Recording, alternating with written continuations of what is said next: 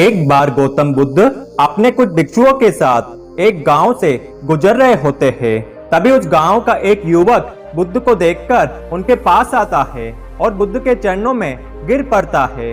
तभी बुद्ध उस व्यक्ति को उठाते हैं और पूछते हैं, क्या हुआ भाई तुम्हें? तुम इतने परेशान क्यों हो? वो युवक बुद्ध से कहता है, हे प्रभु, मैं अपने जीवन से बहुत ही तंग आ गया हूँ। मुझे खुद से और इस जीवन से घृणा होने लगी है। मुझे कुछ भी समझ में नहीं आ रहा है कि मैं क्या करूं। बुद्ध उस व्यक्ति से कहते हैं कि तुम्हारी इन समस्याओं का कारण क्या है? वह व्यक्ति गौतम बुद्ध से कहता है, बुद्ध, मेरे अंदर बहुत सारी बुरी आदतें हैं। मैं एक बहुत बुरा इंसान हूँ। बुद्ध उस व्यक्ति से कहते हैं, क्या बुरी आदतें हैं तुम्हें? वह व्यक्ति बुद्ध से कहता है, हे प्रभु, मेरे भीतर इतनी बुरी आदतें हैं कि जिनका मैं व्याख्यान भी नहीं कर सकता।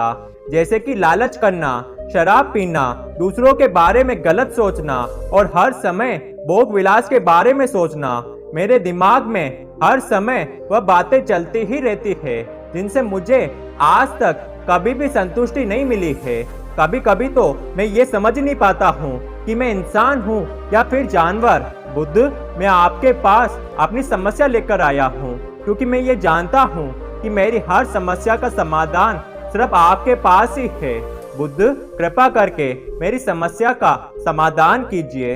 बुद्ध उस युवक से कहते हैं कि मैं तुमसे जो भी कहूँगा वह तुम समझ नहीं पाओगे, इसलिए मैं तुमको एक छोटी सी घटना बताता हूँ। एक बार एक राजा का बेटा एक संत के पास जाता है और संत से कहता है, हे मुनिवर, मैं अपने जीवन से हार चुका हूँ। मैंने अपने जीवन में हर चीज का आनंद लिया।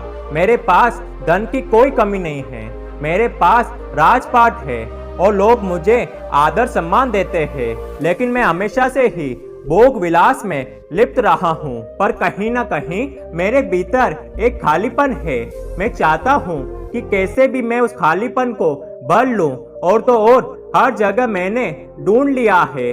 अब एक आस मेरे अंदर जो बची है वह आप है मुनिवर। कृपया आप मेरा मार्गदर्शन करें। मैं जीवन को जानना चाहता हूँ। मैं सब मोह माया को छोड़ना चाहता हूँ। कृपा कर मेरा मार्गदर्शन करें। संत उस व्यक्ति से कहते हैं कि वो सब तो ठीक है, तुम सब मोह माया को छोड़ आए हो, परंतु मुझे ये बताओ कि तुम्हारे पास जो पोटली है उसमें क्या है? उस व्यक्ति के पास एक पोटली होती है जिसमें बहुत सारी सोने की मोहरें होती है। वह व्यक्ति संत से कहता है कि हे मुनिवर, इस पोटली में सोने की मोहरें है।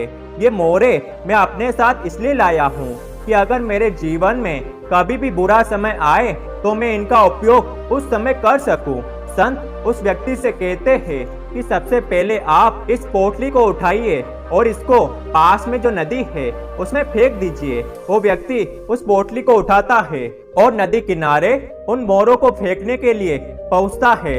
वह मोरे उस व्यक्ति को बहुत ही प्रिय थे, इसलिए वह सोचता है कि इतनी सारी मोरों को एक साथ डालने से अच्छा है कि मैं इन मोरों को एक एक करके नदी में डालूं। फिर वो व्यक्ति उस पोटली को खोलता है और एक एक करके उन मोरों को नदी में डालने लगता है। मोरे बहुत ज्यादा होते हैं जिसके कारण उसे बहुत समय लग जाता है। वे संत उस व्यक्ति का बहुत देर तक इंतजार करते हैं। इंतजार करने के बाद भी जब वह व्यक्ति नहीं आता है तो वह संत नदी किनारे पहुंचकर उस व्यक्ति से कहते हैं कि ये तुम क्या कर रहे हो? वह व्यक्ति संत से कहता है कि आपने ही तो कहा था कि इन सब मोरों को नदी में डाल दो, इसलिए मैं ये सब मोरे नदी में डाल रहा हूँ। वे संत उस व्यक्ति से कहते हैं कि जिस तरह से तुम इन मोरों को नदी में डाल रहे हो उससे दो बातें निकलकर सामने आती है।